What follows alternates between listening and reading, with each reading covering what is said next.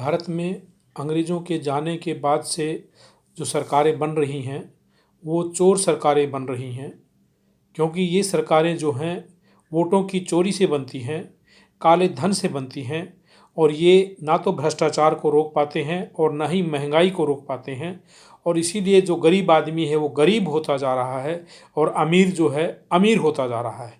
और अब तो लोकतंत्र भी ख़त्म होता हुआ सा दिखाई देता है, क्योंकि यहाँ पर जो है वो वोट का जो अधिकार है केवल अमीरों के लिए है, सब लोगों के लिए मताधिकार नहीं है।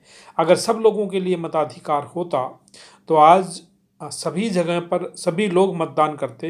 लेकिन महानगरों के अंदर और शहरों के अंदर, जो कि सभ्य कही जाने वाली सभ्यता के केंद्र हैं, वहाँ पर हम देखते हैं कि जो कमज़ोर जो लोग हैं, जो लोग छोटे मोटे काम करते हैं, सफाई का काम करते हैं, यहाँ पर गाड़ियों की सफाई करने का काम करते हैं, खेतों में काम करते हैं, पशु पालने का काम करते हैं और जो दूसरे जो काम कर अपना गुजारा बसर करते हैं, उनका वर्तमान स्थान पर मताधिकार नहीं है।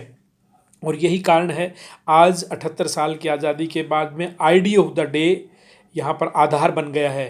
वोटर कार्ड को कुतिया नहीं पूछती है। जब कभी आईडी पूछी जाती है तो वो कहते हैं कि वोटर कार्ड नहीं चलेगा, आधार कार्ड दिखाना पड़ेगा। और जब आप वोट डालने जाते हैं तो कहते हैं कि अब आधार कार्ड नहीं चलेगा, वोटर कार्ड नहीं चलेगा, जो कि 5 साल में एक बार पूछा जाता है। तो गांधीवादी लोग, मनुवादी लोग, हिंदूवादी लोग जो अपने आप को धार्मिक कहते हैं, उनसे ये सवाल पूछो। और ये बहुजन जो नेता हैं, मूल निवासी नेता हैं, अम्बेडकरवादी नेता हैं, उनको ये सवाल पूछना ज़रूरी है। इस चीज़ की चर्चा होनी ज़रूरी है कि भाई आज 78 साल के बाद भी सब लोगों को मताधिकार क्यों नहीं है। आज जो भी सरकारें बन जाती हैं वो नशा फैलाती हैं, नशे का प्रचार करती हैं। जैसे 2 अक्टूबर को यहाँ पर तुषार गोयल, हिमांशु गोयल और भरत जैन के यहाँ से, जो कि पोस्ट इलाके में रहते हैं, उनके यहाँ से 560 किलो की कोकेन पकड़ी गई। और यहाँ जितनी भी सरकारी सत्ता के अंदर आती है वो नशा फैलाती हैं, शराब फैलाती हैं, तम्बाकू फैलाती हैं। और जो नशे के महकमे में जो अधिकारी नियुक्ति पाते हैं वो बहुत मोटी रकम दे करके जाते हैं और वो फिर नशे से पैसा बनाते हैं और नशा फैलाते हैं।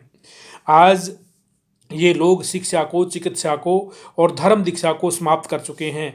ये धर्म के नाम पर अंधविश्वास और पाखंड फैलाते हैं। चाहे ये अंधविश्वास और पाखंड और जो अधर्म है, ये चाहे सीरियल के माध्यम से फैलाते हैं, फिल्मों के माध्यम से फैलाते हैं, नाटक और ड्रामे के माध्यम से फैलाते हैं। इनके जो अधिकारी हैं और जो नेता हैं वो दिन रात लगे हुए हैं कि भारतीयों को, मूल निवासियों को अंधविश्वासी बनाना, पाखंडी बनाना और यहाँ की जो उनकी वैज्ञानिक सोच और तर्क शक्ति को समाप्त करके उनको डरपोक और कायर बनाना चाहते हैं। तो ऐसी जो सरकारें हैं वो ईवीएम की सरकारें हैं, चोर सरकारें हैं, ये विदेशी आर्यों की सरकारें हैं, भारत के अंदर भारतीयों की सरकारें नहीं हैं।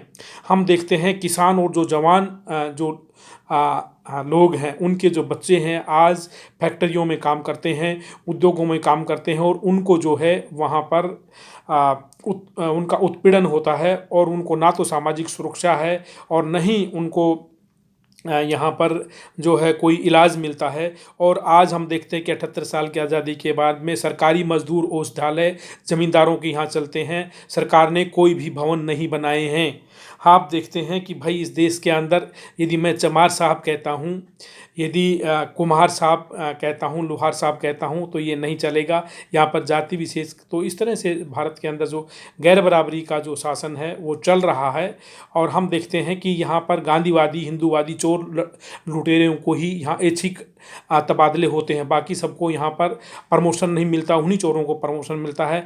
आज भी यहाँ वोटों के अंदर चोरी होती है, बैलेट से चुनाव नहीं होता है, यहाँ पर प्रोपोर्शनल रिप्रेजेंटेशन आज भी नहीं है और यहाँ पर आर्थिक घोटाले फिर होंगे। और यहाँ जो ब्लैक